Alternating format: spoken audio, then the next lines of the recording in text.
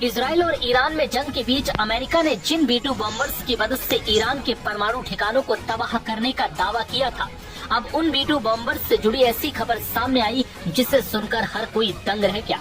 Media reports के मुताबिक दावा किया जा रहा है कि जिन B-2 बॉम्बर्स ने ईरान के परमाणु ठिकानों फोर्डो, नतांज, इस्फहान पर हमला करने के लिए उड़ान भरी थी, उनमें से एक B-2 बॉम्बर वापस अपने अड्डे तक अब तक नहीं लौट पाया। तो सवाल उठने लगा कि फिर एक B-2 बॉम्बर आखिर कहां गया और क्यों अमेरिका ने इस बात की जानकारी साझा नहीं की। इस विमान को लेकर अमेरिकी रक्षा विभाग ने भी कोई स्पष्ट जानकारी नहीं दी, जबकि 23 जून को पेंटागन ने कहा था कि अमेरिकी B-2 stealth bombers operation midnight hammer के तहत ईरान के परमाणु साइट पर हमला करने के बाद अमेरिकी धरती पर वापस लौट आए हैं।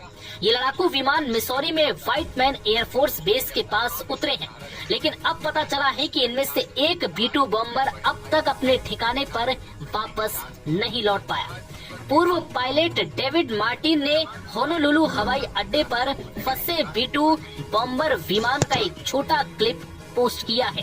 होनोलुलु हवाई अड्डे पर जिस फाइटर जेट ने लैंड किया उसने कॉल साइन माइटी 14 का इस्तेमाल किया था। इस लड़ाकू विमान ने किस तरह की इमरजेंसी लैंडिंग की या इसकी मरम्मत में कितना समय लगेगा, इसके बारे में जानकारी अब तक उपलब्ध नहीं है। दरअसल 21 जून को मिसौरी के व्हाइट मैन एयरफोर्स बेस से B-2 स्प्लिट बॉम्बर के 2 ग्रुपों ने उड़ान भरी थी। पहले ग्रुप में अज्ञात संख्या में B-2 विमान प्रशांत महासागर के ऊपर पश्चिम की ओर उड़े।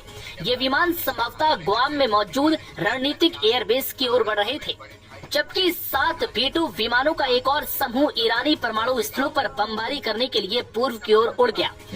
7 B-2 विमानों के दूसरे समूह ने ईरानी परमाणु स्थलों फोर्डो और नतांज पर सफलतापूर्वक बमबारी की। इन विमानों ने 14 GBU 57 MOP bunker buster bomb यहाँ गिराई। इन हमलों में दोनों ही प्लांट तहस नहस हो गए।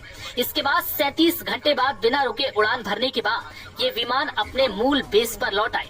यूरेशियन टाइम्स के अनुसार हालांकि B-2 विमानों के पहले समूह के बारे में अब तक बहुत अधिक जानकारी उपलब्ध नहीं है। इन विमानों का उद्देश्य ईरानियों को भ्रमित करना था। अब ये पता चला है कि इस ग्रुप में शामिल कम से कम एक B-2 विमान ने होनोलुलु में डेनियल के इनॉय अंतर्राष्ट्रीय हवाई अड्डे पर इमरजेंसी लैंडिंग की थी। इनॉय एयरपोर्ट हवाई में हिकिम एयरफोर्स बेस के पास स्थित है। ये स्टील्थ बॉम्बर यहाँ आज भी कई दिनों से फंसा हुआ है। बता दें कि जब अमेरिका ने ईरान के परमाणु केंद्रों पर हमला किया था तो कई ईरानी सोशल मीडिया हैंडल्स ने दावा किया था कि ईरान ने अमेरिका के एक प्लेन को गिरा दिया है। हालांकि ट्रंप और अमेरिकी वायुसेना ने इस दावे को खारिज किया था। फ्लाइट ट्रैकिंग डेटा से पता चला है कि B-2 स्प्लिट बमवर्षकों की कम से कम 2 अलग अलग उड़ानें कॉल साइन माइटी 11 और माइटी 21 का उपयोग करते हुए मिसौरी में व्हाइट मैन एयरफोर्स बेस से रवाना हुई। इन विमानों के साथ हवाई ईंधन भरने वाले टैंकर भी शामिल थे। अगले सुबह खबर आई कि अमेरिका ने B-2 स्प्लिट का इस्तेमाल करके ईरानी परमाणु स्थलों पर बमबारी की।